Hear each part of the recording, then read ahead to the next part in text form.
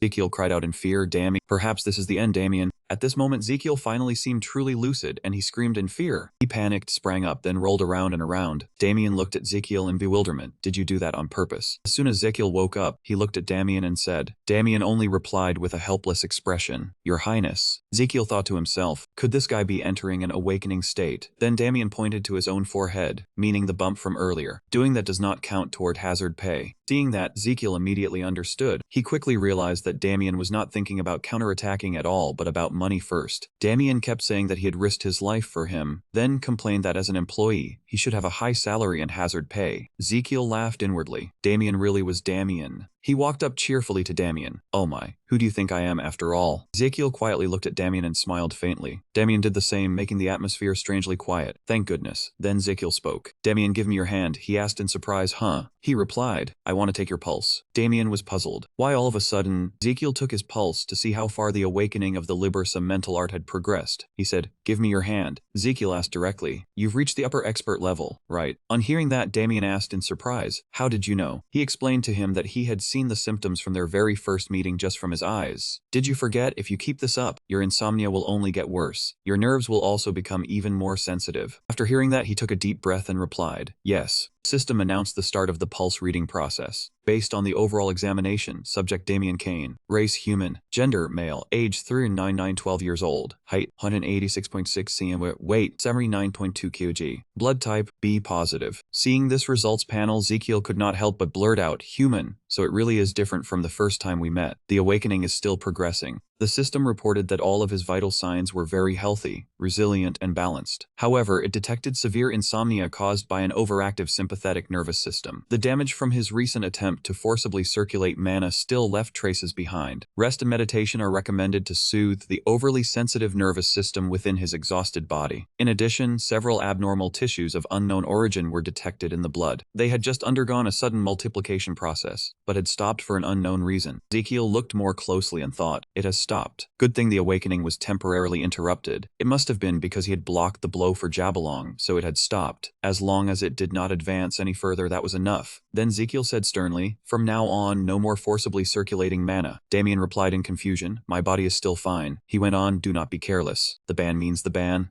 Why does your face look like that? Anyway, if you force circulate mana again, I will cut it all off." Damien immediately understood. Then would that not be unlawful dismissal? Ezekiel saw this and pressed even further. "If you are upset, then go be the crown prince." He stretched his shoulders and said, "The examination is over. Now I want to hear the report. I need to know what happened while I was unconscious. How is Jabberlong now?" Damien replied, "That," a voice rang out, startling them both. "Let me explain." Ezekiel and Damien immediately bowed their heads. "His Majesty of Angomar, I pay my respects." He spoke, seemingly not wanting to speak privately with the crown prince. King Mirovic spoke first, mentioning that he had punished the unrighteous rebel who had caused suffering to the people, and on behalf of the royal family, he expressed his sincere gratitude. At the same time, he also welcomed Crown Prince Magentano. Ezekiel gave an awkward reply, The system announced that his merit, along with his spirit of selfless sacrifice and immense influence during the Angomar Civil War, would be recorded in the history of the Lorazar continent. The royal family of Angomar officially expressed their gratitude for that achievement. Ezekiel was stunned. What is this?" While the system was still displayed, the king kept calling to Ezekiel, "Crown Prince. Crown Prince." He snapped back to himself and hurriedly replied, "I am the Crown Prince. It is my honor to contribute a little of my humble strength to the country." Mirovic heard that and smiled in satisfaction. "Good. Then now I will say what you want to know." He told them that when Jabberlong fainted, the rebel army immediately surrendered. All those involved had already been sent to the military tribunal. Jabberlong had also been arrested for treason. He hesitated and asked, Then what about all the rebel soldiers?" Mirovic replied, "I do not intend to punish them. They were only forced onto the battlefield." Ezekiel then asked curiously, "Then what will happen to Jabberlong?" Mirovic answered, "He will be used as experimental material. After all, he is a rare third-tier swordsman. The rebel does not deserve forgiveness. A glorious death is the ending reserved for him, right? No need to pity that poor wretch. This tragic ending is more than fitting for him." Understood. Ezekiel gave gave a forced smile. Anyway, the main issue is the intake. Yes. Marovich was silent for a moment before asking again. Ezekiel looked at him, secretly guessing that there might be something else. Marovich said, there has never been any mention of marriage before. Ezekiel panicked. Ah, right, the right to lie, I almost forgot. He blurted out, please marry the princess to me, sorry, your majesty. Then Ezekiel hurriedly stood up and bowed deeply. I was too hasty and rude. At first I spoke honestly, but after getting to know the princess, I realized it would be better to be friends. Marovich thought for a moment after hearing that. Then delaying my daughter's marriage to the imperial capital would be pointless after all. Ezekiel lowered his head almost 90 degrees, looking extremely embarrassed. Seeing that, the king burst out laughing. Youth really is wonderful. This made Ezekiel even more confused. Huh, he replied, I was like that once too. Easy to flare up, easy to burn out. Youth is like that, so I do not blame you. It is just that my daughter was rude to you. Rude, for example, like whether her impulsive nature made you uncomfortable. Ezekiel replied, did about 500 strikes. Adeline, who was eavesdropping outside, trembled all over in fright. 500 strikes, why is he saying it is treatment? What else, you foolish child? Outside, the king's guard hurriedly stopped her. Princess, please calm down. Adeline stormed forward in anger. This crown prince really is. The noise outside the door drew the attention of the king and Ezekiel. Adeline shouted angrily, Crown Prince. Scene shift. 3 days later, Ezekiel bowed to him. I am very honored.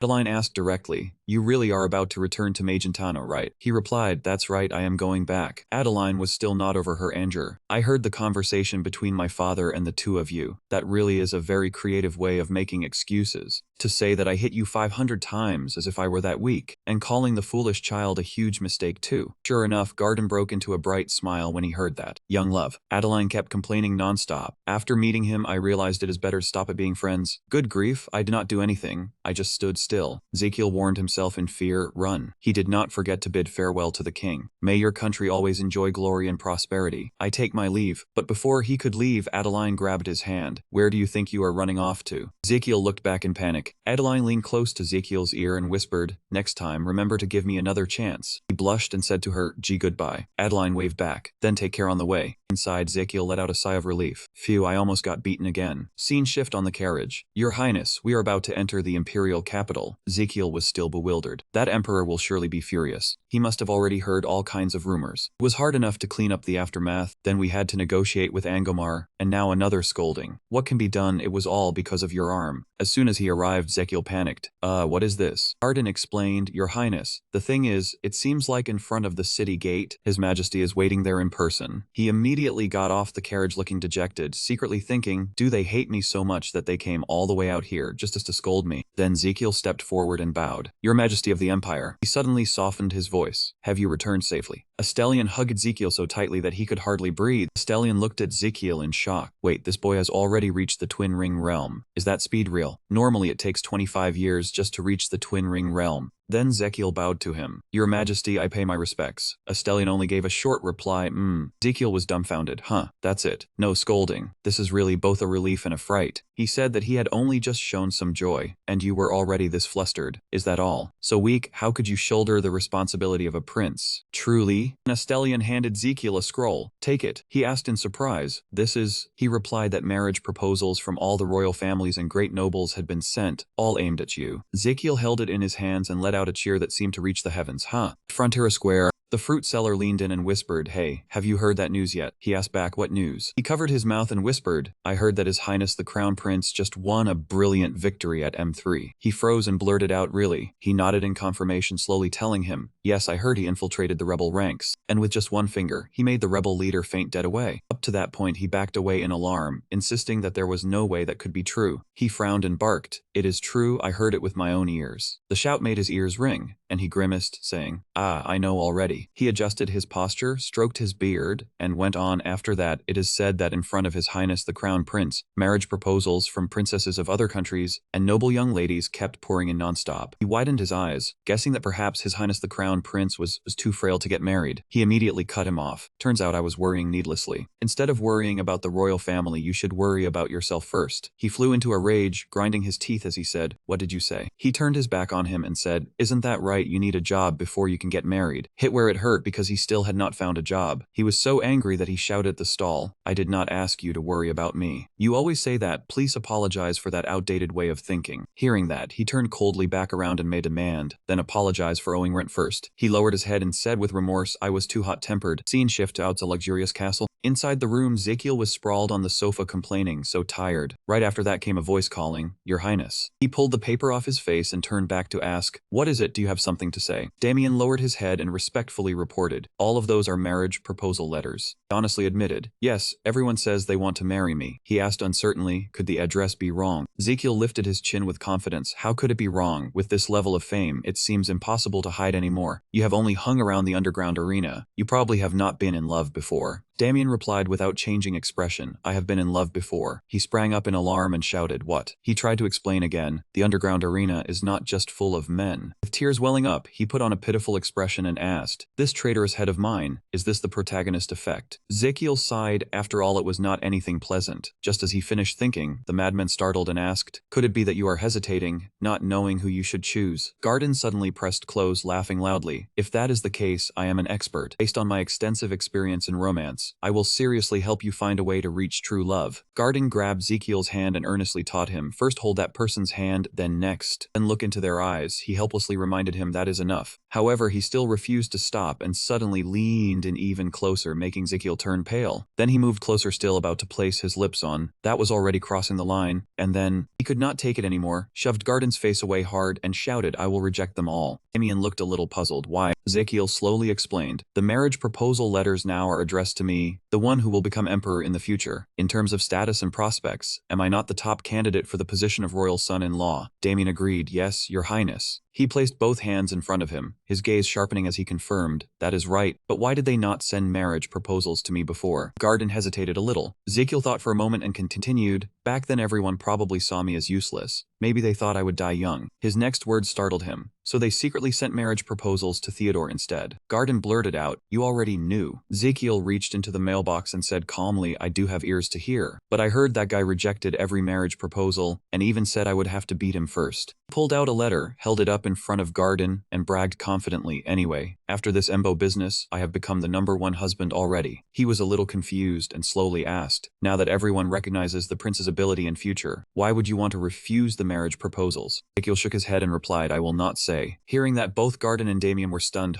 He turned to look at his own reflected face on the glass, because Ezekiel grinned with sharp teeth, brimming with excitement. I have no intention of becoming emperor. A healthy and long royal life is my only goal, and the reason I exist. As he thought, he tightened the letter in his hand. I can more or less guess the intent behind the marriage proposal letter sent by the emperor. Since there is something to gain from the emperor, all that is left is to get to work. Ezekiel pointed forward and ordered, Let's go to the second prince's palace. Garden cried in surprise, It is this late already. Damien beside him added, I will submit an application for night shift allowance. No sooner had he finished speaking than a stern voice rang out, making the whole carriage sway. Turn the carriage around. Ezekiel glanced at the scenery outside, and many thoughts rose in his mind. Since that duel, this is the first time we have met again. These past days I have also been busy beyond belief. When visiting the emperor in sickness, I should have stopped by to see him a little. A letter and flowers, I never thought I would do that. Is that a little too cheesy? Am I overthinking it? After all, I am not the real Ezekiel. Ezekiel rested his chin on his hand and fell into thought. After all, they aren't real family. In the end, he let out a tired sigh. By the way, where exactly is the real Ezekiel now? Suddenly, the system displayed a notification panel. Seriously, you are only curious about that now. You have only just gotten here, and now you are thinking of it. This guy is really something. He looked up blankly and asked cautiously, You know I am not the owner of this body. The system answered, Of course, we are the body management department. How could we not know? Ezekiel lowered his head heavily, then asked again, So where is the real Ezekiel? He pressed his lips tightly together, waiting tensely for the answer. The other side was just as tense. Right now, Ezekiel was almost holding his breath, trying to listen to every word. He stared blankly at the system text that appeared, We do not know either. Ezekiel ground his teeth in anger, cursing inwardly, It sounds so serious, so what is this all about in the end? Right after that came the reminder, Your Highness, we have arrived. He stepped down from the carriage, looked inside, and softly marveled. So this is what the second prince's palace looks like. The steward in charge of the second prince's palace, who had somehow already been there, bowed deeply. This old servant in charge of the second prince's palace pays respects to the crown prince, the empire's official secretary. Ezekiel raised a hand in greeting, I arrived suddenly. Sorry. I have something I need to discuss. Please lead the way. After saying that, he looked back and told Damien and the others, the two of us will talk in private. You wait here. He and Garden both nodded and replied in unison, yes. Ezekiel followed behind the steward and asked offhandedly, you are still having a meal this late? He replied, yes, your highness. The steward, while leading the way, explained, recently, the second prince has been spending a lot of time on eating and drinking. At one point, he stopped and turned back to suggest, this servant will take the crown prince to the reception room first, then invite the second prince out. He declined, no need. I will meet him right away. Ezekiel silently told himself to leave that marriage proposal matter to the second prince, then hold a grand banquet right here. Invite all the noble young ladies, then let them see the second prince's true appearance with their own eyes. Theodore, radiant with charisma, strode into the main hall. The noble young ladies present at the banquet immediately erupted in a buzz, calling out together, second prince. Theodore's handsome face surfaced in Ezekiel's mind. He assessed him tall, sturdy, and handsome, also athletic, hardworking, no alcohol, no cigarettes, truly perfect. Ezekiel said with certainty, not an exaggeration. Ezekiel was excited, breaking into a smug smile. I really am a genius. This is the level of the runner-up valedictorian of Korea University. The plan for making the marriage proposal a success. Without knowing when, tears were already streaming down Ezekiel's face. He forced a strained smile, and yet why do I want to cry? After walking for a while, the steward reminded him, Your Highness, is this the room? Ezekiel looked at the door before him and thought silently, is this it? Without hesitation, he swung the door wide open and cheerfully said, Long time no see. As the large door slowly opened, Ezekiel suddenly froze, staring in astonishment at the blindingly bright room that embraced the blurry figures inside. Theodore, with his round face, was enjoying a delicious dish when the noise made him pause. He stood frozen in place, unable to believe what was happening. He muttered, It is not Theodore, I must have the wrong room. Just as the door was about to close, a familiar voice suddenly rang out, Brother, it's Theodore. Ezekiel stared wide-eyed, determined to pull the door shut. No, you're not missing anything. He rubbed his head and explained, Brother, it's really me. Only then did he ask in shock, What was that? Ezekiel rushed in and looked Theodore over from head to toe, extremely worried. How did things end up like this? Ezekiel turned pale, thinking this was bad. The proposal letter plan was as good as ruined. He looked at the food on the table and asked curiously, How did it end up like this? Are you okay? Theodore nodded seriously and replied, Yes, people always say a man should have a sturdy build. Ezekiel glanced over his massive build and asked again, Really, is this method actually okay? Theodore did not care much. One bite was enough to finish off the chicken leg. As he ate, he said, In truth, after losing to you, I do not want to do anything, not swordsmanship, not studying. I only want to eat and drink. Only at times like this do I feel most at ease. Hearing that, he pressed his lips together, concluding that this kid had developed stress eating, and he could not let it continue like this. Ezekiel patted his shoulder, smiling skimmingly as he suggested, Are you not going to try losing weight? Theodore asked blankly, Losing weight, so I continue the proposal letter plan. He asked patiently again, I am asking whether you do not want to try losing weight. I am worried about you. Theodore still calmly enjoyed his meal. But brother, I am satisfied with how things are now. Ezekiel leaned closer, his voice gentle like a little angel. You know, I am satisfied with it. As soon as he finished speaking, he shoved the other man away. But that is not good for your health. Theodore went on impatiently. I know living like this is not exactly good, but since I am not hurting anyone, I feel it is acceptable. After that, he turned to the butler and ordered, Prepare dessert for him. The butler bowed respectfully. Yes. Ezekiel stood nearby, grinding his teeth as he watched. This guy really had no motivation, willpower, or determination to lose weight at all. Soon after, a gigantic bowl of ice cream was brought to Theodore. He worriedly calculated that with this level of spirit, even forcing him would make success difficult. Ezekiel stared helplessly at the plate of snacks on the table. What should I do? Perhaps I should try a different approach. Theodore asked innocently, Do you want some more, brother? He clenched his teeth, struggling fiercely in his heart. Think Ezekiel for a healthy and long-lived royal family. This guy was always very responsible, hardworking, and kind, truly kind, far too kind. His eyes suddenly lit up. Ezekiel held back a laugh, as if he had come up with a plan. Yes, that was it. He immediately changed expression, bending closer to Theodore like a considerate elder brother. I was too lenient because I did not fully understand your feelings. Theodore, focused only on his ice cream, answered casually, It's fine, brother. As he finished speaking, Ezekiel grabbed the boy's shoulders with both hands, but I cannot keep quiet about this. He stubbornly glanced back and asked, What is it? He leaned close to the boy's ear and said coldly, Actually, I think I will not live past a year. The proposal letter plan, then another proposal letter plan. Theodore was shocked. He sprang to his feet and shouted. Before Ezekiel could react, a powerful force sent him stumbling backward, throwing him off balance. Then Ezekiel crashed to the ground. He looked at him with a pale face. Is that really true? Knowing Theodore had taken the bait, Ezekiel lay on the ground with a triumphant smile. A moment later, Theodore finally came to his senses and ran over to help him up. Brother, is that really true? He nodded in confirmation. Yes, it is true. Ezekiel secretly curled his lips into a smile at the praise. Even he was amazed by his own performance. He still did not believe it and said worriedly, "You are strong, you defeated me, and you were even a hero in the Civil War back in my homeland." He frowned and let out a resentful sigh. "It must be hard for you to believe. Sorry for bringing this up so suddenly. But if that is the truth, everyone will find out sooner or later, so it is better to say it now." Ezekiel forced a weak expression and continued, "The truth is, I only have less than a year left to live." Theodore looked visibly worried and called softly, "Brother." Ezekiel raised a hand to stop him. "So that is how it is." A few old memories surged back, and he slowly opened his heart. "Your care for the patients in the side palace and your treatment of the M3 wounded were all for that reason. The good deeds you have quietly done all this time. They all came from a vague hope that one day I could help the person who would take my place, you." Tears welled in Theodore's eyes as he covered his mouth and asked, "You saved and healed so many people all just for me." Ezekiel let out a weary sigh. "Yes, I truly am sorry. I didn't know you had suffered such a great loss." He clenched his hands in self-reproach. "If only I had not opposed you and had obediently yielded the crown prince title to you." Ezekiel slapped himself painfully, then shouted, "Selfish fool." He raked a hand through his hair, so frustrated he wanted to go mad. "I am such an idiot." Without hesitation, he darted up onto the windowsill and shouted loudly, "I am truly worthless. Living like this is pointless." Theodore chased after him quickly, gripping Ezekiel's hand tightly and stopping him solemnly. "It is not your fault. It is just that I am not good enough. You do not know how I had to bear that pain alone. Just because I lost a battle, just because I did not get what I wanted, I have lived far too cowardly." Theodore buried his head against him and took the blame. "Brother, that was my fault." Ezekiel shook his head in denial. "No, it was my fault." As he spoke, he punched him hard. "It was your fault." He took Theodore's punches full on, his face gloomy, yet he still argued, "No, you did not know anything at all, which is why you kept mumbling that it was my fault." Only much later did Ezekiel look down and break into a triumphant smile. "All right." He placed a hand on Theodore's shoulder to calm him down. Ezekiel said seriously, "If you truly feel guilty, then you must show the resolve to make amends." Theodore did not argue at all and nodded at once. "Yes, brother." Ezekiel kept his expression unchanged and asked further, "All right, so what are you going to do now?" The determined young man shouted, "Lose weight. The proposal letter operation is back underway." Under the stifling heat, Theodore ran with all his might, his legs like a machine wound up to the limit. Ezekiel sat on Uri's lap in a corner, watching the entire process. He thought that everything was going very well from the start, but he had to reduce far too much fat. To reach a normal weight without harming his body, it would take at least a few months. Ezekiel raked a hand through his hair helplessly, but he could not delay replying to the proposal letter until then either, and he could not think of any other way. While he was still in a complete tangle, someone came to report that, "Your Highness, the item Princess Bo sent has arrived at the side palace." He had not yet recovered his wits and only muttered, "An item." As if remembering something, Ezekiel excitedly clapped his hands. He jumped down at once and ran straight toward the side palace, shouting, "I cannot wait to open the package anymore." Faint light spilled through the half-closed wooden door, creating a scene that was quiet and full of anticipation. Ezekiel did not hesitate and flung the door wide open. "Where is it, royal jelly wine?" Right after that, his face stiffened at the sight before him. There was a huge crate with a pull-up ladder attached to it. Ezekiel marveled, "Is it really that big?" While he was thinking, a voice cut in, "Your Highness." Ezekiel leaned out from behind the crate. This voice was Gardena's. Before him, Garden was panting and complaining, "The soldiers and I had a hard time carrying this wooden crate." Ezekiel nodded and reminded them, "Everyone worked hard. Take a break for a while." As soon as he finished speaking, Garden could no longer stand and collapsed right in front of him.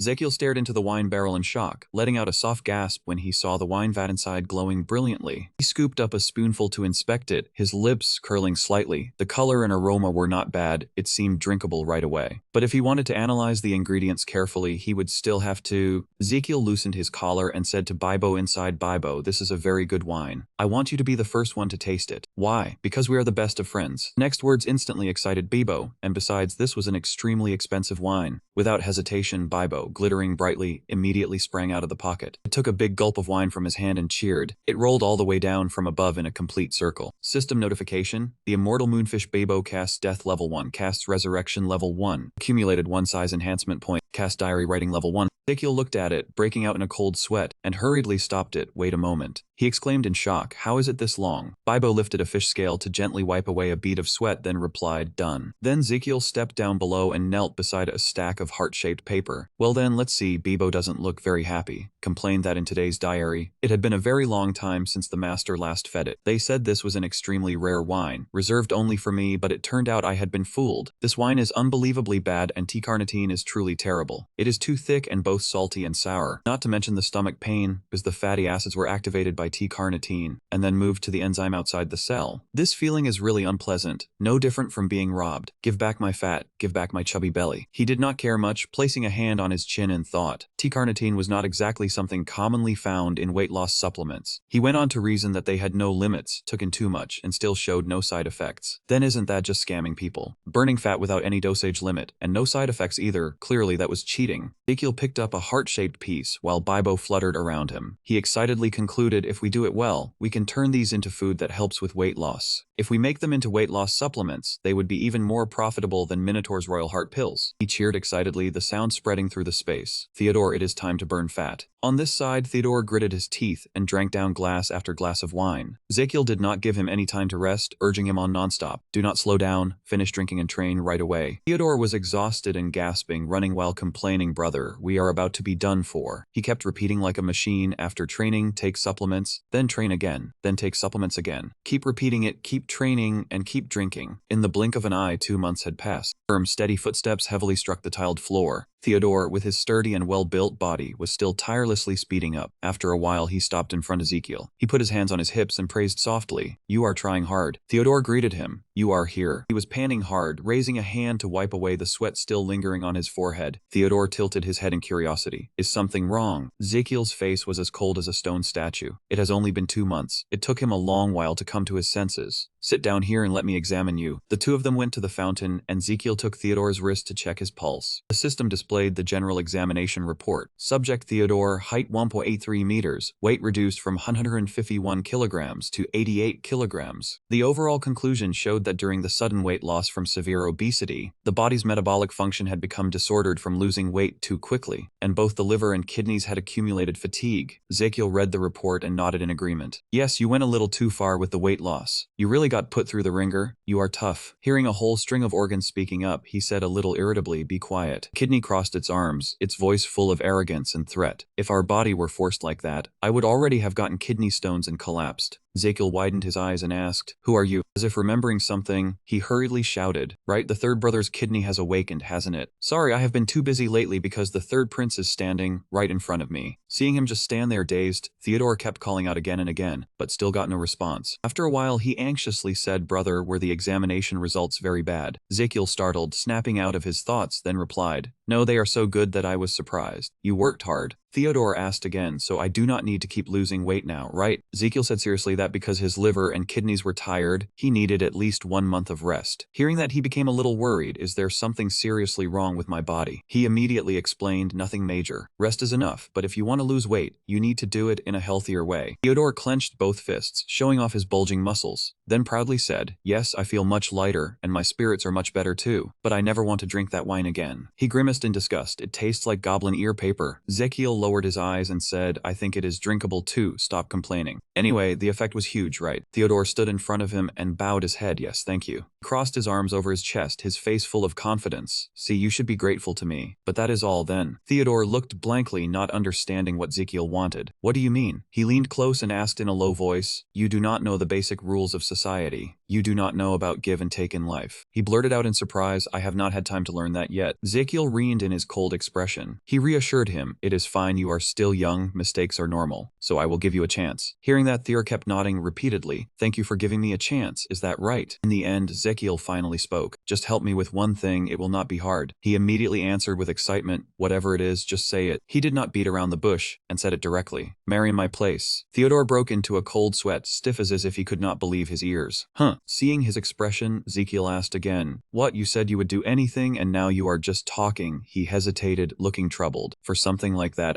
So that was it. Ezekiel let out a heavy sigh. So I just asked for something you cannot do. I understand that is your honest feeling. On the opposite side, Theodore was already in tears. He panicked and cried out, hey, why are you crying? Fine, then I will ask for something else. He blushed and hurriedly cut him off. No, it is just that everything happened too suddenly, so I am a little confused. Ezekiel kept the same expression, his blue eyes glancing over lightly. Yes, that reaction is understandable. I made an excessive request, and it is also because I am living my last days. If that is the case, why not say the truth directly? directly. Every word he said was like an arrow pinned straight into Theodore. No, my remaining lifespan must be hidden for as long as possible, especially from His Majesty. He still has not fully recovered, you know. His Majesty was once in critical condition, and even though he recovered miraculously, the after effects are still there and the risk always remains. If His Majesty learns about that without any mental preparation, what would happen? He lost his composure and shouted in panic. That must absolutely never happen. Without hesitation, Theodore immediately made a decision. If I have to marry in your place, what should I do? Ezekiel turned to him and gave a curt reply. Simple. Flashed a sly smile. You just need to make the other side want to marry. After saying that, Ezekiel slammed his hand down hard. Arden and Damien instantly rushed behind him like lightning. The two of them pulled the cover aside, and inside were pure white pigeons. Theodore, upon seeing that scene, stepped back. You had me lose weight from the start just for this, did not you? Ezekiel confirmed immediately, of course. After that, he opened the cage and released the pigeons, then declared loudly, now it is time for the feast to begin. White pigeon wearing a pink ribbon, with a letter tied to it, was spreading its wings across the sky. Behind it were many more pigeons. After a while, they split off in different directions, flying toward Yuanya Castle. Something similar was happening on the other side as well. The pure white wings swept across the blue sky, creating a dreamlike scene. Finally, a pigeon gently landed on the edge of the window. Ona heard the movement and stepped over, reaching out to catch the messenger pigeon. On this side, Anna held the letter in her hand and exclaimed in surprise, an invitation from Magina Tower, really? In another place, Flora was also stunned and shouted loudly, what, if you are not in the first 50, you cannot enter the A banquet? A shrill scream echoed through the air. Prepare the carriage. The letter clearly stated the venue for the first 50 people. The second prince's palace. Need the fastest carriage. Countless ladies burned with a fierce desire for marriage. The carriage sped down the road. Luna kept urging it on faster, faster. She even stood on the roof of the carriage, excitedly shouting, we must make the top 50. Little did they know. Luna looked around and took a confident deep breath. At this speed, we are in the lead. Just as she finished speaking, the carriage was suddenly slammed hard, causing Luna to stagger. She gritted her teeth in fury. Which bastard was that? Flora shot past from the opposite side, not forgetting to tease back. Goodness, I just slipped. She curled her lips slightly. Your carriage looks too old. Flora chuckled and declared, I will go on ahead then. After saying that, her carriage shot forward as if fitted with rockets, vanishing very quickly. Behind Lona's carriage were still many others, all of them anxious. We cannot lose either. Anna lost all patience, shoved her subordinates aside, and took the reins herself. Move aside. Seeing that carriage still charging ahead, Luna could only grit her teeth and watch. This carriage race later became an international women's racing event, held once every 5 years. Her face turned ashen, and she shouted her subordinates faster. Delay it, and you will be fired. Who would have thought that this would become the precursor to the Imperial Mutual Rally Royal Carriage Race? The steward stood before the tightly shut gate and said in a stern voice, well, that is it. The girls who arrived late were all in a fluster. Add another 10 people. Issa looked at the crowd and let out a quiet sigh of relief. She had almost been late. Mary beside her was also panting, thankfully. From high above, a mysterious figure was watching the whole course of the banquet. Realizing the moment had come, that person immediately lunged down. Inside the main hall, crystal chandeliers glittered, casting a warm pale golden light. Anna placed a hand on her cheek and blushed as she asked, I wonder what kind of person the crown prince is. On this side, Flora wore a similar expression. I'm curious too. The rumor that he is frail must be false. Mary tilted her head and shared what she knew. I heard that on the M3 battlefield that day. He took down his opponent with a single sword strike. Luna heard that and immediately said, it seems the rumor about him being frail really is false. Clara, standing beside Lona, said, I also heard that he opened a hospital in the separate palace and treated every patient for free, without discriminating against anyone. She exclaimed with admiration, my goodness, how can he be so kind? As everyone was discussing excitedly, a voice rang out to cut them off. His Highness Ezekiel Adria Magentano has arrived. The doors of the great hall slowly opened, revealing a brilliant and majestic streak of radiance, as if leading into a fantastical fairyland. A wheelchair rolled in with a series of jolts and entered the great hall. That person's hand was so weak they had to grip the handle tightly to keep their body steady. When the noble young ladies saw that scene, they all gaped, frozen in place. Murmurs of gossip rose in the air. That figure is what? Is that really the crown prince? I must be dreaming. This has to be a joke. What is that? Without that thing, he can't even walk. I came all the way here just to catch the eye of someone like that. Ezekiel could only rejoice inwardly when he heard that. As expected, Lord Xanettis, your disguise magic really was exceptional. He glanced back and signaled Damien, time to unleash the final blow. Right after that, a powerful force lifted Ezekiel's entire body into the air. He lay weakly nestled in his arms. The noble young ladies stirred again, and Ezekiel spoke. Thanks, Damien. Damien behind him let out a breath. He thought to himself, this kind of thing was familiar already, since I had already received all kinds of looks like that at matchmaking meetings. Since they had already been disappointed, he might as well let them keep their hopes alive for now. Ezekiel spread both arms wide and greeted them. It is a pleasure to meet everyone. I am Ezekiel, the host of today's banquet. Thank you all for coming and making the banquet even more splendid. However, this appearance of Ezekiel's instead made the other princesses turn away in disappointment. Having come all this way in such hardship, perhaps it is time to go back. Ignoring the noisy remarks, Ezekiel continued his speech. And now I would like to introduce to everyone the person who helped provide the venue for this banquet. My proud brother, the second prince of the Magentano royal family. As soon as he finished speaking, Theodore smiled gently, his deep blue eyes like the ocean as he stepped into the hall. Ezekiel called out, "Theodore." The moment they saw his figure, the young ladies all blushed with admiration. Without hesitation, they all moved at once. Then countless girls surrounded Theodore, endlessly inviting him, "Wait a moment, could you dance with me, or just have a drink with me?" Ezekiel turned and continued speaking, but no one seemed to care more. And Flora frowned and turned to argue. "I asked first." Luna was not to be outdone, and immediately shot back, "I asked first." Damien observed the situation and judged, "It seems His Highness does not care about anyone. So the plan to deal with those marriage proposal applications has succeeded." After finishing everything, Ezekiel turned and walked away. From now on, everyone would target that man for marriage. I only need to withdraw quietly. Seeing him about to leave, he called after him at once, "Where are you going?" Ezekiel stopped and replied, "I'm going to the restroom for a moment. Prepare a drink for me." Under the quiet night sky, he stood alone by the balcony railing of the castle, silently gazing into the distance. Ezekiel put his hand into his pocket, searching for something. He took out a vial of liquid and without hesitation opened the lid at once. Ezekiel brought it to his mouth and drank it dry in one go. Right after that, an ethereal surge of energy enveloped his entire body. Ezekiel looked down at himself, finally back again. He rested his hands on the railing and let out a tired sigh. It had been a long time since he had a little quiet time alone like this. It had already been 3 months since returning, yet there had not been a single day of rest. A mysterious shadow suddenly appeared, covering his mouth tightly, while a sharp blade pressed coldly against his neck. Sylvia almost froze in place. Ezekiel, having been restrained, was somewhat alarmed. "What is this?" He made a guess. Could it be the fairy race? How could they have gotten past the guards and entered here? Even Damien had not noticed. She leaned close to his ear and whispered to the little human, "Have you been setting fires anywhere lately?" Ezekiel was stunned, completely not understanding. "Recently." Sylvia cut in, "Don't ask back, answer immediately." He thought for a moment and replied, "Not recently." Sylvia shouted angrily, lying. "Half a year ago you burned down the forest where the Apollos nest was." Irian true. He was not afraid at all and still asked back, "Does that count as recently?" It was true, but I do feel a bit wronged, Your Highness. She was startled and asked, "What wronged?" He explained calmly. Normally no one would call something from half a year ago recent. Sylvia froze a little. "What?" "I considered this very carefully before coming here." Ezekiel touched her wrist and turned to suggest, "First, please put down the thing pressed against my neck before we continue talking. You came here because you wanted to ask for something, right? Then just say it directly." She was somewhat flustered after being exposed. Sylvia did not beat around the bush and said at once, "I want compensation." Ezekiel asked in confusion, "Compensation for burning down the forest?" Sylvia nodded in confirmation. "Yes, you burned that beautiful forest to the ground and cruelly took its life away." Ezekiel kept his expression calm and replied, "I am sorry, I have nothing to justify that." As he spoke, he thought to himself, although that act was to eliminate Vesperus, setting the fire was a fact. The fairy race was a species that loved plants to the extreme. They treasured trees and grass so much that they would not even eat them, only meat. Looking at Sylvia's face flushed with anger, he came to a conclusion, a pure carnivorous race. After a while, Ezekiel decided, "I will provide proper compensation. Please just say what you want." Sylvia made her request, "You should go to that forest yourself and restore it." Ezekiel nodded yes. She continued, "You should go to the forest you burned down and plant new trees and grass there." Hearing this, Ezekiel paused slightly. "I have to do it myself. How much would be enough?" Sylvia replied, "Make it return to exactly how it was before it burned." He asked again, "So just replanting is enough?" She said solemnly, "You must also take care of it carefully until the trees and grass return to their original state." Sylvia suddenly turned cold, directing her gaze at Ezekiel. "That is true restoration, is it not?" He was somewhat worried as he explained, "You know that for a forest to fully recover, it takes at least 20 years. Sylvia snorted coldly, not taking it very seriously. What is 20 years worth? At this moment he was furious to the extreme, yet still had to force himself to stay calm. To someone living from day to day 20 years. Are you joking? To your race, living for more than 1,000 years is nothing much, but for me 20 years is an entire stretch of life. He cut in coldly, "Do you mean you do not want to do it?" Ezekiel tried to suggest, "Is there really no other way to make up for it? I will bear the entire cost of restoring the forest." Sylvia blurted out, "Using money as compensation." She swiftly pointed the tip of her sword right in front of Ezekiel's eyes. "That pitiful amount of gold, cheap and worthless, means nothing to our fairy race. He still calmly explained, not a few coins, but several gold coins. If you want, I can give even more than that. Hearing that, Sylvia froze, muttering the amount he had just mentioned. Ezekiel noticed her expression change slightly. He thought, just now, it seemed like you were wavering. Ezekiel cautiously opened his mouth. Then how much would it take for you to agree? I just want to offer the most practical and effective compensation method. If I have to toil for 20 years planting trees, what would be the point? Hiring gardeners to take care of it with money would be much faster. What do you mean? Sylvia was startled, freezing for a moment. This human was truly annoying, yet she could not refute him. Sylvia gritted her teeth and said, I understand what you mean, but… Ezekiel laughed. So you are still undecided. Then why not think about it a little longer? She was somewhat puzzled. Think about it a little longer. He nodded in confirmation. Yes, since this is an important matter, having more time to consider it and discuss it later would be good too. She calmed down and made her decision. That does make sense. Then I will think it over for a while and come back. He lowered his head and expressed, your decision is very wise. Sylvia left, passing by him. She did not forget to remind him, I will be back right away, just wait. Ezekiel kept the same bowed posture and replied, yes, take your time. He raised a hand to wave after her. I will wait in the separate palace. After Sylvia disappeared, Ezekiel finally relaxed and he let out a soft sigh. Ezekiel returned to the matter of state affairs. He said excitedly that then he would have to prepare too. From all over Nyoinga Castle came the call, second prince. Theodore, lying flat on the table with foam at his mouth, was jolted awake by that call, second prince. The butler said worriedly, you should wake up now. He wiped the corner of his mouth and replied, yesterday you drank too much, so… Looking at the chaotic scene around him, Theodore asked, where is the crown prince? The butler respectfully reported that this morning he had already returned to the palace. He wiped his mouth and exclaimed in surprise, he's already back at the palace. On this side, Ezekiel opened his mouth and shouted loudly, the sound echoing everywhere. He sat on the chair and silently guessed that it should be soon. Damien glanced over, curiosity obvious. Your Highness, who are you waiting for? He turned and explained, yes, it was an uninvited guest. Ezekiel frowned slightly, thinking that if even Damien, the man with sword saint syndrome, could not sense the presence of an elf, then it meant that her strength was even beyond Damien's. A green leaf gently tilted in the air, gliding past the fountain in the sunlit manor grounds. Under the shade, Sylvia's face appeared shrouded in mystery. For some reason, she was standing on top of the fountain, both hands on her hips, full of pride. Then Sylvia leaped down, and just as Damien was about to step in front of Ezekiel, he stopped him. Damien, stop. He seriously guessed, could that elf be the uninvited guest? He nodded in confirmation, yes, so there was no need to draw your sword. Sensing the energy swirling around her, Damien was flustered, unable to judge how deep her strength truly was. Behind them, he slowly stood up and said, negotiations, huh? Ezekiel placed a hand on his shoulder and continued, if you want to negotiate, you should at least introduce your name first. Sylvia crossed her arms over her chest and answered loudly, Sylvia, that is my name. He clapped and walked toward her excitedly. You arrived earlier than I thought. I was even afraid you would come tomorrow. Sylvia kept her expression unchanged and replied calmly, I think even if I thought about it more, I still would not come up with an answer, so I came early. He leaned closer and offered his advice. Since using money alone still could not satisfy you, right? Ezekiel walked around Sylvia, making her a little annoyed, but the more she thought about it, the more she felt it was quite an attractive offer. His next words made Sylvia tremble with anger, but accepting it still felt like something was missing. Ezekiel smiled slyly, right? Sylvia was so angry that veins stood out on her forehead, but she could not refute a single word. Seeing her silence, he continued with another proposal. Then let me add something to yesterday's invitation. Sylvia turned in curiosity and asked, add what? He nodded in confirmation. Ezekiel looked her straight in the eyes and said seriously,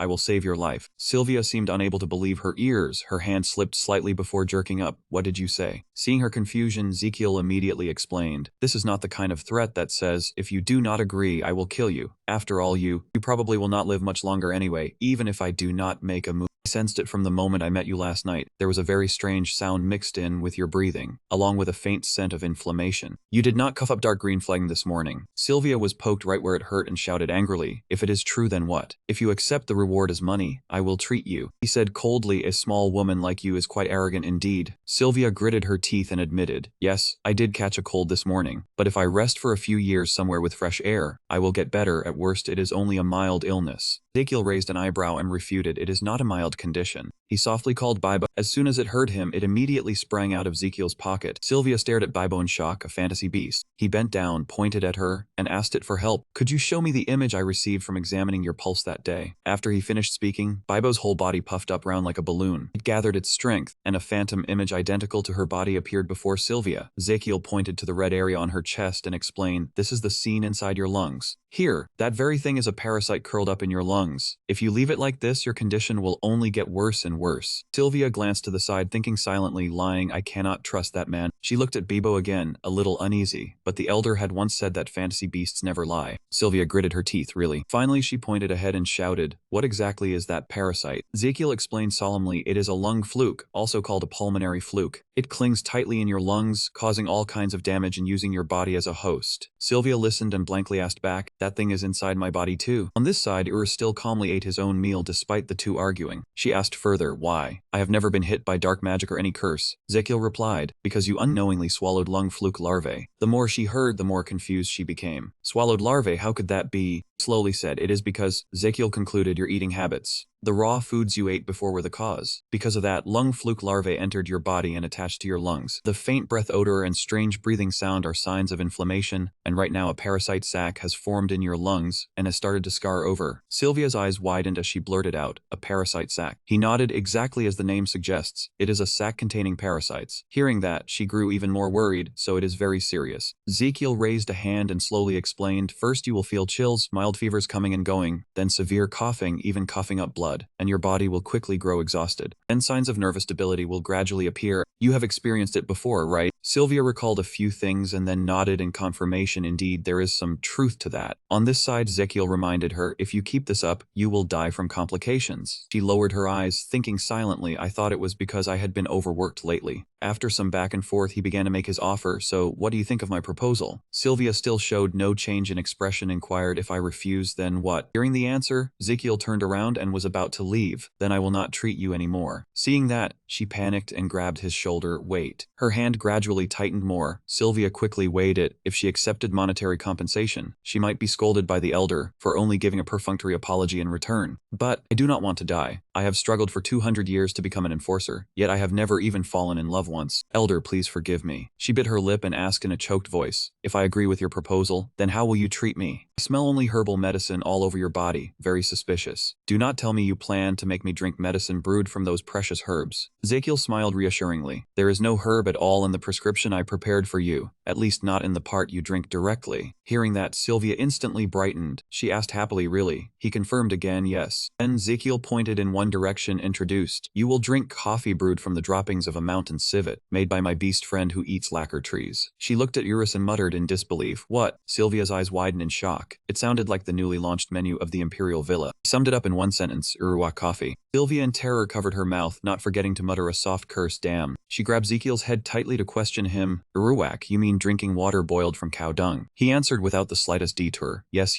I know hearing about drinking water boiled from cow dung to cure disease sounds unbelievable. Perhaps in your eyes I am no different from a quack, right? But this is a truly effective treatment method. Not ordinary cow dung, it is the dung of Minotaurus, the divine bull that specializes in eating lacquer trees. How is it? Sounds great. Her legs went weak, she collapsed to her knees and muttered, but after all, it is still dung. Ezekiel observed Sylvia's expression and thought to himself, her worry was understandable. If it were him, he would not dare drink it either, but this was not some randomly guessed prescription. Rewind to last night, when Ezekiel was standing on the balcony, the system suddenly displayed a notification. Your internal organs are lavishly praising your contribution. Heart teased, my lungs can even have such an ability. Hearing that, the lung chuckled. Ezekiel was stunned, and before he could make sense of it, he asked, what was that? Right after that, the stomach spoke, brother lung has already caught that lung fluke over there. Heart interrupted in surprise, not expecting the lung to take the initiative to strike up a conversation with the lung fluke. The stomach beside it added, who would have thought that lung fluke had such a peculiar hobby?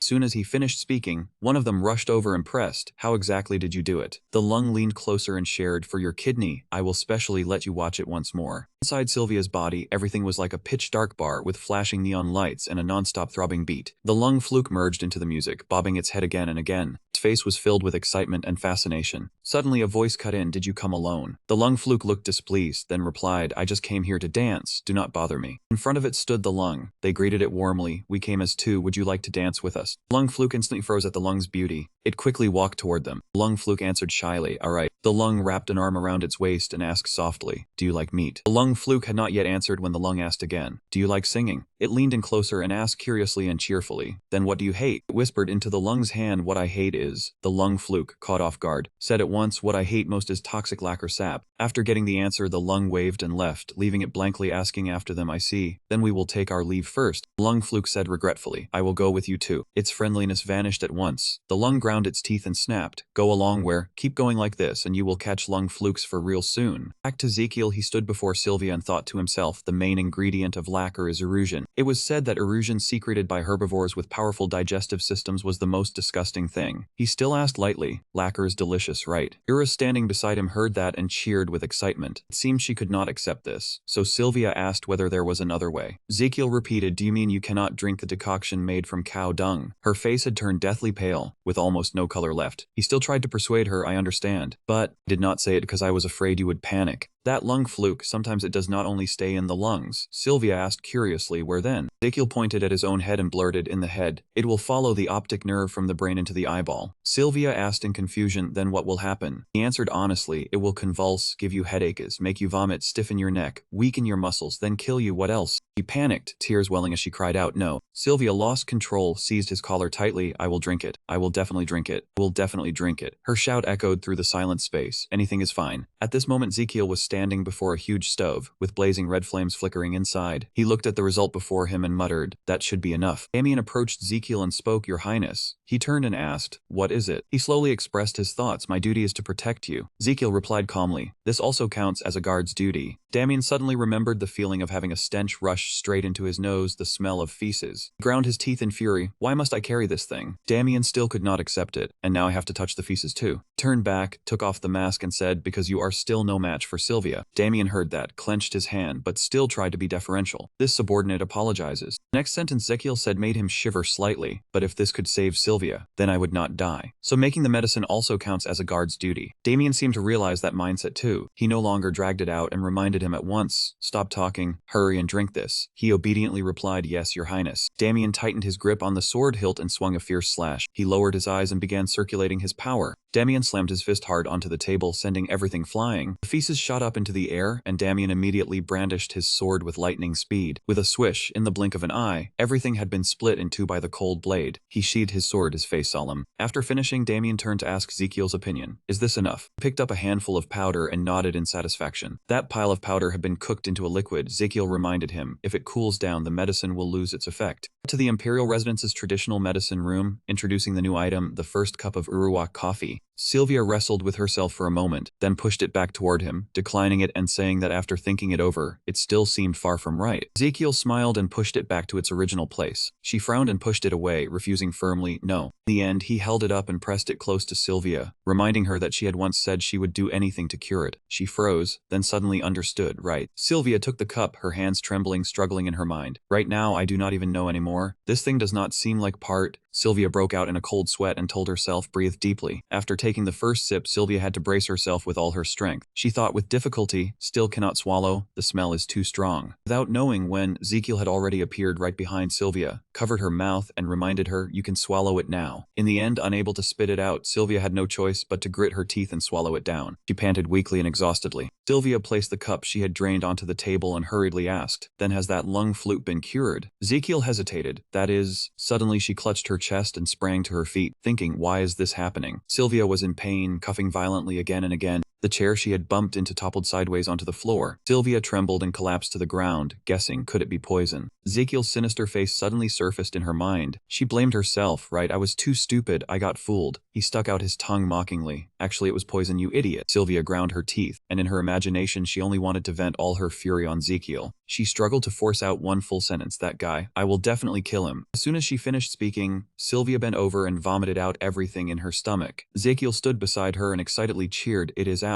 Sylvia wiped the corner of her mouth and snapped at him, "What did you give me? I will not be fooled again." Ezekiel calmly reminded her, "What do you mean? Calm down and look at that pile." Then both of them looked down together and Ezekiel continued, "Here, cannot you see it? It is the lung fluke in your lung? Sylvia cried out. Is it true, not fake or something? He waved his hand and laughed it off. I'm not joking about curing people. Sylvia understood his responsibility, so she hesitantly asked, so I'm completely cured now? Ezekiel replied very calmly, not yet. She stared wide-eyed and cried out, what? He held out the knife and reminded her softly, don't make that face like you just swallowed something disgusting. Then he covered his nose with a teasing gesture, seems like today really did eat something nasty. Anyway, from now on drink this twice every morning and night. Just keep drinking until you no longer feel the lung worms and that will do. Simple enough, right? Hot tear quietly fell onto the ground. Sylvia cried uncontrollably, almost to the point of her despair. Under the morning sunlight, the tilted medicine cup rolled to a stop in a corner. Beside it were the bowls containing everything she had just vomited up. Ezekiel stood behind her and gently patted her shoulder in encouragement. Well done. The system displayed a notice. You had given patient Sylvia the Uruwax coffee you personally brewed. Thanks to the effect of the level 5 potion crafting skill, the medicine's effectiveness increased by 14%. After reading those words, Ezekiel immediately felt a surge of delight. It worked. The system continued. The patient had been suffering from a severe lungworm infection, and if treated improperly, she would die within 3 years. With the Uruguay coffee you brewed, all the lungworms in her body had been destroyed. Level 2 treatment fee skill was activated. Patient Sylvia had gained a total of 732 years and 6 months in lifespan. Because Sylvia was not human, her lifespan was calculated at a 50% reduction. Total of 67.71 days of lifespan was added. The minimum unit for interest calculation was 1 day of lifespan. After rounding, the reward was calculated as a total of 68 days of lifespan, with an expected lifespan of 376 days. He was so satisfied that the corner of his lips lifted. Very good, as expected of the fairy race, I knew it. Ezekiel coughed once and announced, congratulations, you have completely recovered. Hearing that, Sylvia was a little surprised. Really? Then now? He continued seriously, then you no longer need to drink Uruwak coffee. Her face flushed, and her joy was obvious. Thank goodness, these days have really been miserable. As if suddenly remembering something, Ezekiel curiously asked whether anyone around her had the same condition. Sylvia asked back in confusion, what are you asking that for all of a sudden? An old memory suddenly surfaced, and she snorted inwardly, as if he still needed to ask why. The system kept displaying notices, usually adding 60 days. Sylvia suddenly concluded that man was trying to drain her vitality to gain more lifespan, and at double the rate too. She replied flatly, I don't know. Ezekiel asked in disappointment, huh, why is that? Sylvia did not hide it and said frankly, because it's been more than 30 years since I last went back to my hometown. Ezekiel guessed in alarm, did you run away from home? She shook her head, not exactly, I work outside. Ezekiel gave his own opinion, when there was a task or an order, he never returned to the village. Their hands were clasped together, and wisps of reed fluff drifted lightly through the air. He said the supreme elder would blow dandelion seeds carrying the orders, and I just had to receive them. Ezekiel glanced to the side and sighed with regret. What a pity, then all that's left is to wait for next time. In any case, this fairy guy still had to pay compensation for the forest fire. But thinking about having to hand over money like this was really painful. It was all my sweat and effort. For now, just gather everything you can. He made up his mind in a low voice, then said, then you should pay the consultation fee. Sylvia was breaking out in a cold sweat, and asked hesitantly, wasn't it free? I thought it was free. As soon as he finished speaking, Ezekiel slammed his hand on the table, making her jump. He leaned in close, his voice turning cold and threatening. Who said that? She stammered. The people who had been examined here. He went on, why did you only charge me? You never negotiated free treatment with me. Then he reached into his clothes as if searching for something. I only said I would treat you. I never said it would be free. So I'm only asking for what is due. Ezekiel held the paper in front of Sylvia and said clearly, see the form below. Anyone who filled out the registration form gets treated for free. Miss Sylvia never filled out the consultation form. She asked blankly, a registration form, so there was such a thing. He snapped his fingers in confirmation. So you should pay the consultation fee. Outside the room, hurried footsteps echoed through the corridor. Urus widened his bright eyes, staring straight inside. Standing before everyone, Ezekiel shouted forcefully, trying to dine and dash. I didn't expect the fairy race to be like this. When you mentioned compensation, what did I do? I didn't say a word and agreed to pay right away. I even treated you with all my care. And this is how you repay me. Seeing the crowd packed around her, Sylvia was so startled that she sprang up. How much? He said briefly, 100,000 magen. After hearing that, her whole body stiffened like stone, and she cautiously asked, can I pay in installments? Ezekiel tilted his head and said directly, you don't have money, correct? Sylvia replied gloomily, not a cent. Ezekiel nodded and glanced at the butler, then that's troublesome. The lacquer tree I fed to Ura's horse was very expensive. expensive. Not to mention all the tools and equipment used to brew the coffee. He understood, standing beside him and silently calculating. I've taken a loss, taken a loss. At this rate, I'll probably have to sell my house again. Sylvia suggested, how about asking the royal family for subsidies? He frowned, objected. It seems you don't really understand the emperor. He made me stand on my own, so he didn't give me a single coin. Sylvia turned pale and asked, then is there any other way to pay the consultation fee besides money? Ezekiel's expression changed at once. As for that, can be paid with your body. Before long, the noise and bustle from moments ago vanished as if it had never existed. The tower gradually sank into silence, leaving only the faint echo of the commotion. Looking at the gold, silver, and jewels piled high in the room, Ezekiel could not help feeling pleased. He had not expected it to be completely sold out in just one night. Right then, the door to the room suddenly burst open. Sylvia stormed in and shouted angrily, "You scammer!" He immediately put on a fake smile. "The sales model who sold out everything has arrived." She angrily accused him. "You clearly said I only needed to stand still." Sylvia leaned close to Ezekiel, pointing straight at his face with her finger. "You dared drag me into that scam. You are not the crown prince. You are a fraud." Ezekiel replied calmly, his voice utterly steady. "Why say such heartbreaking words to me?" Yet in the depths of his eyes a sly glint flickered. "I'm not a fraud, I'm—" Switching to last night in the splendid banquet hall, the mellow sound of violins drifted through the entire space. Every soft note blended with fresh flowers and the bright crystal lights, creating an intoxicatingly luxurious atmosphere. Across the hall, handsome men and beautiful women wore splendid formal wear, each with a different charm, constantly showing off their own beauty and presence. In the middle of the hall, Theodora was surrounded by beautiful girls. One of them spoke gently, "Your Highness the Second Prince, have one more drink with me." He quickly refused. "I've been drinking too much these past few days. One more and I'll lose my muscles." Lona immediately cut in, her tone smiling but forceful. "The banquet is so lively, you should drink more." Harley immediately cut in, her tone annoyed. "I already said I'm not drinking. So why are you still bothering our second prince?" She folded her arms, her gaze sharp and cold, her words blunt and mocking. "Now you're saying it seems you have a serious misunderstanding. Or did you eat too many sweets and let the fat go to your brain?" Harley covered her fan and sneered. "I think the one getting fat is you." Luna clenched her fists and ground her teeth. "I'm not getting fat, I'm just swollen." The other side immediately mocked her without any courtesy. "Swollen, you say, with how much the princess drinks? Even an entire vineyard wouldn't be enough." Lona's eyes flared with anger. "No matter what, the second prince is still mine." Harley gritted her teeth and glared threateningly. "The second prince is mine, I'll give the crown prince to you." Just then, an unexpected voice cut in and interrupted the heated argument. "No, I'm the one giving way." "It's fine today. I also want to thank everyone for coming to liven up the banquet." The atmosphere in the hall immediately fell silent, and every gaze turned toward the source of the voice.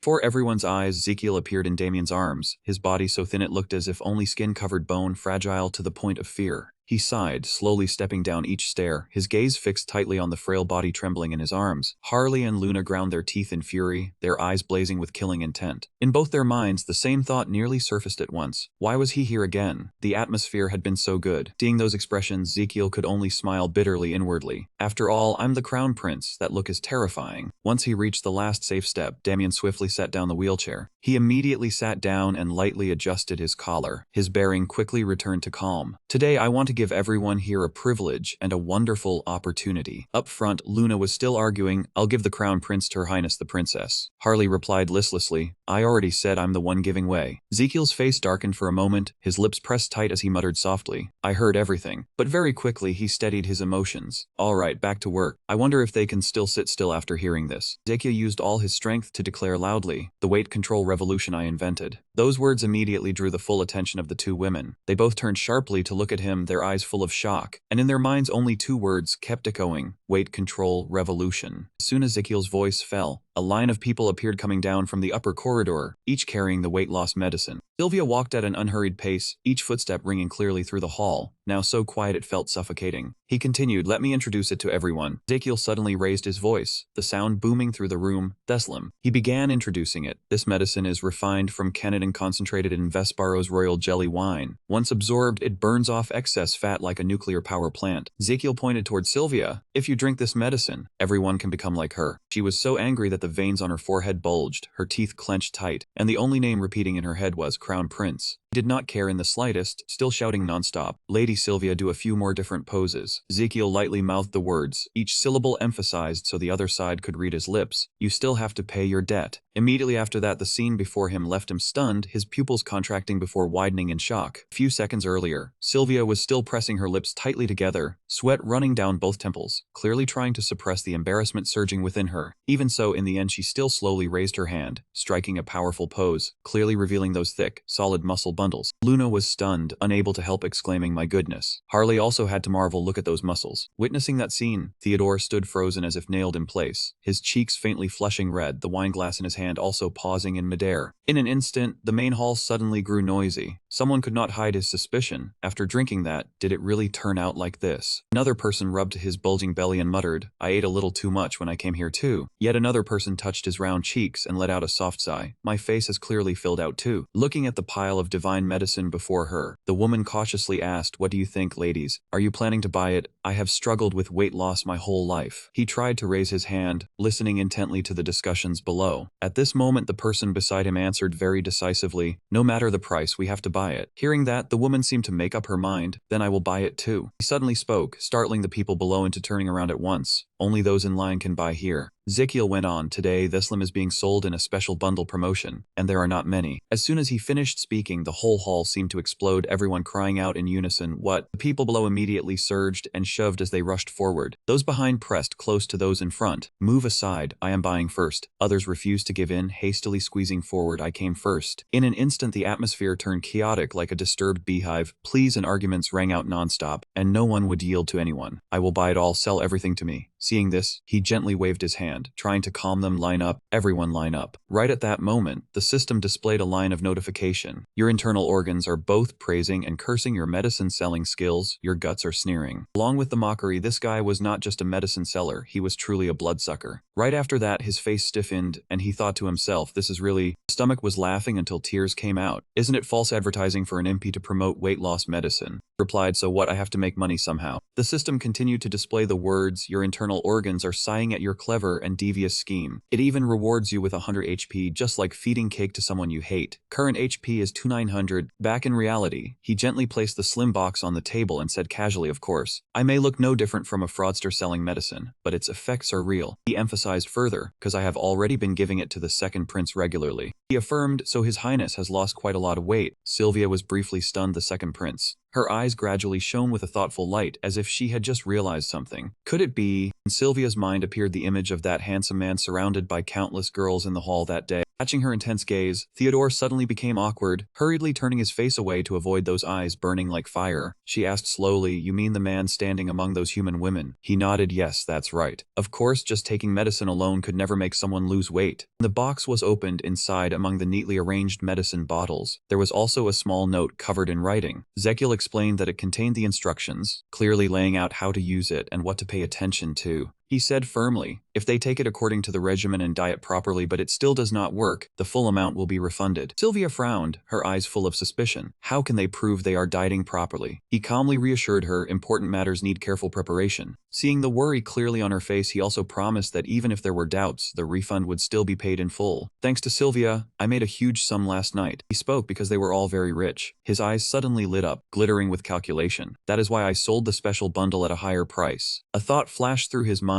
The money left after deducting refunds would be used for what was coming next. Sylvia's gaze was fixed on the figure before her, the corners of her lips slowly curving into a strange smile filled with calculation. All that money is my treatment fee, you fraud. He suggested, if everything is done, then just stay in this side palace for a few days. It will be fine to remain a little longer. As he said that, he forcefully shut the medicine box lid. I have to go meet His Majesty the Emperor now. She asked in surprise. The Emperor? After that, he quickly stood up using his hands. Yes, His Majesty called for me since morning. He will probably scold me. Sylvia crossed her arms, her tone carrying a hint of mockery. Since you knew that, why are you not worried at all? He quickly put on his coat, because today he was definitely going to be scolded. Before leaving, Ezekiel even turned back, wearing a smile smile full of hidden meaning. Only then can the next plan proceed smoothly. In the Emperor's chamber, a furious shout echoed through the vast space. How dare you treat the marriage arrangement personally decreed by me as a joke? His hand clenched tightly into a fist, his voice growing colder and colder. Absurd, utterly absurd. Do you think I do not know what you have been doing lately? Ezekiel stood silently, thinking to himself just as expected. He slightly bowed, looking as if he were admitting fault, but in his mind he was thinking something completely different. This examination really is fine, as long as I get through it. Enduring a little is worth it. Suddenly Asterion softened his tone but still could not hide his disappointment. I had hoped you would make a wise choice, yet you treated the royal wedding as a joke and pushed it onto the second prince. As he said that, he could not suppress his anger. I heard that last night you even sold medicine to the guests at the banquet, and even signed the contract on the spot. The more he spoke, the angrier he became. Asterion slammed his hand hard on the chair with a bang. Why did you do something like that? He replied in a low voice, his attitude still as calm as ever. This subject has never taken the royal wedding lightly, your majesty. Suddenly, he raised his head and looked straight at the other man without any avoidance. You already know it, after all. He slightly frowned, seeming unable to believe what he had just heard. Asterion widened his eyes. Could it be that you had already guessed my intention? He answered immediately, without the slightest hesitation. Yes, your majesty. He asked coldly, since when? Ezekiel answered calmly, since the time your majesty bestowed upon this subject those marriage proposal letters, and after a while. He continued, his gaze not wavering at all. Your majesty was never planning to accept any proposal letters, was he? He asked back in astonishment. On what basis did you dare make such a guess? Ezekiel decisively voiced his thoughts. Because your majesty did not marry me off early. If that were the case, by now your majesty would already have a royal grandchild. You had set aside a frail child like me and moved toward a royal grandchild capable of steadily inheriting the throne. But your majesty had intended to eliminate me. The words that followed left Asterion stunned. From the very beginning, you must have considered the possibility that my life was weak. If the royal grandchild was still young when I fell. Ezekiel believed that if the empress were also from a powerful family, then the empress and her maternal clan would easily raise a young prince into a puppet. He added that manipulating royal power like that, his majesty surely did not want such a scenario to happen. Ezekiel's voice remained even, so I thought that this time there was no one truly worthy of the marriage candidate spot, which is why I only acted exactly as your majesty had intended. Astelion's face darkened briefly. Then he immediately understood the meaning behind Ezekiel's words, narrowing his eyes, his tone turning several degrees colder. So you both rejected the proposal letters and cleverly created an event and a suitable reason to avoid being blamed. The answer made Astelion's face darken. Yes, your majesty. He lowered his voice, his gaze sharp and cold. So I hear your mouth is not exactly mild either. Ezekiel bowed his head very low, his tone full of reverence. This subject is deeply grateful for your majesty's grace. In Astelion's heart rose a surge of surprise. He never expected you to understand my intentions so well, truly astonishing. He still could not quite believe it, his gaze faintly wavering. The frail child that once made me heartbroken when he was born, has he already grown to this extent now? Asterion lightly waved his hand, as if to brush away the countless tangled thoughts. There have already been many rumors. He propped his chin, looking straight at his son, his voice slowing down. Fine, speak. What do you want? I have called you all the way here, so you must have something to say. He secretly rejoiced if he had guessed the man's meaning correctly. Then the man would surely approve most his requests, right? After a while, Ezekiel finally spoke slowly, based on the achievements he had accumulated until now. Ezekiel bowed very respectfully. Please grant this subject the honorary professor title of Magenta Royal Capital Medical University. But just as he finished the request, he could not help feeling a trace of worry. If the traditional medicine clinic in the side palace became even more famous, I am afraid it would only become harder than it is now. Ezekiel thought to himself, the number of patients he and Garden can see each day is limited. A stream of thoughts kept flashing through his mind. We need more doctors from different specialties, but right now I still do not have a medical license. To put it plainly, the traditional medicine clinic in the side palace is an unlicensed medical facility. Ezekiel understood very clearly. According to the Empire's medical laws, facilities without a license are not only forbidden from hiring licensed doctors. Right now, the image of the most elite doctors all giving a faint sneer flashed through his mind. A quack without a license indeed. Ezekiel silently affirmed that no doctor would want to work for an illegal facility. His gaze gradually became resolute. Therefore, he absolutely must get a medical license. Once recognized, famous doctors will come looking on their own. People will all fight to get in here. I want to work here. Ezekiel's determination became even firmer. He had to obtain the honorary professor title, something whose value was on par with a medical license. He had already planned out the entire next step, and after that he would hire more doctors from various specialties to open a general hospital. Just thinking about the day the Side Palace General Hospital officially opened, Ezekiel could not hide his joy. This way lifespan could be accumulated more efficiently. Astelion's answer poured a bucket of cold water over all his expectations. Not aloud. Hearing an answer completely different different from what he had expected. He slightly frowned, irritation clearly showing on his face, and his heart grew even more puzzled. Why? He immediately straightened up. Your Majesty, this subject already has many achievements. Could it be that Your Majesty thinks this subject is still not worthy of the honorary professor title? He still remained calm and slowly replied, I know, but I want to see you struggle a little more. Ezekiel took a few steps forward, his gaze briefly firm, a thought flashing through his mind. This will not do. I have to find a way to persuade him. Suddenly he dropped to his knees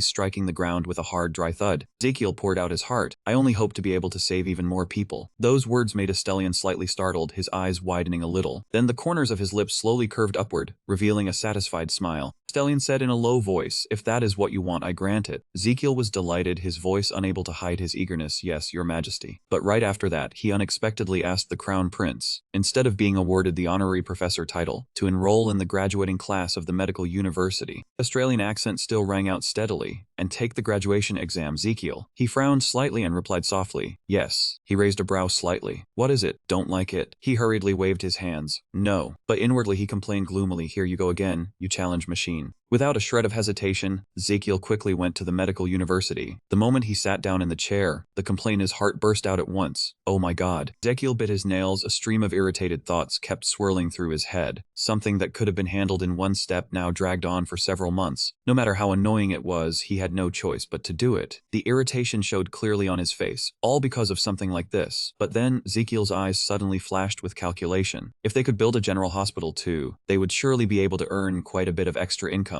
Right then, the office door suddenly flew open, startling both him and Damien as they looked up. A man in a luxurious suit stepped in. The man bowed and respectfully introduced himself. Belvedere, principal of the medical university, pays his respects to His Highness the Crown Prince, the lawful heir of the empire. Belvedere quickly apologized, saying that because they're a critical patient, he could not come out to greet him immediately. Please forgive this discourtesy, Your Highness. Ezekiel replied calmly, it's nothing. As a doctor, patients in pain should come first. He straightened up, a hint of awkwardness on his face, and glanced away. Thank you, Your Highness, for understanding. Noticing Belvedere let out a faint sigh, his disappointment obvious, he immediately guessed the reason. Looking like that, they probably think I am using my status and power to take a shortcut. That thought only made Ezekiel more determined. Besides, at this medical school, they probably think I only know half-baked medicine, so I can only prove myself with real ability. He slowly stood up from the chair, his voice still calm. Then please guide me. Belvedere glanced at him. Is Your Highness planning to tour the medical school? Ezekiel immediately denied it. No, first I want to hear about the graduation exam I will be taking. Hearing that, he withdrew his somewhat displeased gaze and his voice softened a little. Understood. A trace of smugness rose in his heart. If it's the graduation exam, I'm very confident. Ezekiel turned back, said softly to Damien, you can go back now. Then his thoughts continued to flow. Who do they think I am? A proud smile flashed across his lips. I am the man who graduated second in Oriental Medicine from Korea National University. Not long after the two had arrived at the research room, the door was opened very quickly and soft footsteps sounded on the floor. Before Ezekiel's eyes were countless exquisite laboratory instruments. On the wall beside it hung an illustration of human anatomy. Looking at the people inside, he could not help wondering silently, could they all be final year students? Belvedere quickly spoke, breaking the silence in the room. Everyone attention. At his call, everyone turned around at once. Let me introduce someone to you. As soon as he finished, all eyes settled on Ezekiel, but what showed on their faces was unmistakable disgust. Seeing that, he thought to himself, their reaction is no different from the principal's. Ezekiel awkwardly raised a hand in greeting, an embarrassed smile clearly on his lips, while one thought kept repeating in his mind, so cold. Belvedere continued, this person is the Crown Prince of the Empire, His Highness Ezekiel Adria Marginato. He paused for a beat, then added, he will be taking part in the graduation process as well, so please help him as much as possible. He was so angry he held his breath, muttering softly, I'm also a Crown Prince and no one is even going to clap for me. Suddenly a hand went up. Principal, I have a question. Carlos looked at Ezekiel, his voice unable to hide his defiance. Will Your Highness be taking the exam immediately without having studied the previous courses? Immediately, the people around him applauded in praise, and one even eagerly praised. Good question, Kalat. Belvedere still kept his calm, and replied leisurely, Your Highness will probably find our curriculum quite unfamiliar. He paused for a moment, then continued, so, supporting each other to graduate is also worthwhile. He hurriedly said, but, Principal, Kalat frowned in frustration. What you are saying seems to go against the principles we have studied and practiced all this time. Belvedere looked slightly displeased, and his voice also dropped a little. Are you saying that if you want to shoulder responsibility, you must first have enough qualifications? He answered without hesitation, yes, exactly. The scene before him made Ezekiel extremely uncomfortable. Ezekiel. Look them, when introducing me they did not even bother mentioning the public-facing Oriental medicine clinic. He let out a soft sigh, unable to help feeling dissatisfied, and they just came right out and said it like that. Ezekiel stood still, slowly thinking, I like them. That's right, as doctors, you need this kind of belief and firmness. Belvedere announced, then I will now announce that this year's graduation exam will be group diagnosis and treatment. He continued, each group will consist of 6 people, and will be in charge of 1 patient. The goal is to work together to cure that person completely. Belvedere gestured toward the lottery box. Now we will divide into groups by drawing lots. He asked back in slight surprise, drawing lots. He nodded and calmly explained, there are balls of 5 different colors in the box. Each person will draw in turn, and those who draw the same color will be in the same group. Belvedere said respectfully, please draw first, Your Highness. Behind him a graduate student leaned close to Kalat's ear and whispered anxiously, we must avoid being grouped with the Crown Prince at all costs. He has not attended a single class. How could he possibly be good? If we end up in the same group, we definitely won't graduate. He reached into the box and gently stirred the balls inside. Ezekiel lightly licked his lips, slowly feeling around among the balls while everyone's gaze was fixed on every movement of his hand. As soon as Ezekiel pulled his hand back, Belvedere immediately shouted, green. It was his turn and Kalat stepped forward, praying nonstop in his heart, as long as it was not green. The tension made sweat pour off him like rain, and his palms were soaked as well. Please don't. Time passed very quickly, and before long the drawing was over, the room gradually grew noisy. He held the green ball in his hand, his eyes darting all over the room. It must be over there. When he clearly saw the people in his group, everyone's face revealed despair as if they were about to cry. Ezekiel clicked his tongue softly. Even the red-haired doctor from before was there too. Just then, his voice rang out. Since the groups were done, the patients to be assigned would now be divided. Belvedere stepped forward at a measured pace. Starting with Group 1, the group with His Highness. He gently lifted the white curtain. Dr. Mizu, how are you feeling today? From inside came the patient's voice, carrying a hint of fatigue. Today my legs still cannot move at all. Belvedere nodded slightly, his tone still steady. Then I will draw the curtain back for you. Please continue resting. Right after that, the curtain was lowered, closing in an instant. He immediately turned back. Everyone must be familiar with this patient, but since Your Highness has only just joined, I will explain again. The next words from him made Ezekiel unable to help widening his eyes in shock. This patient was paralyzed in both legs. He continued,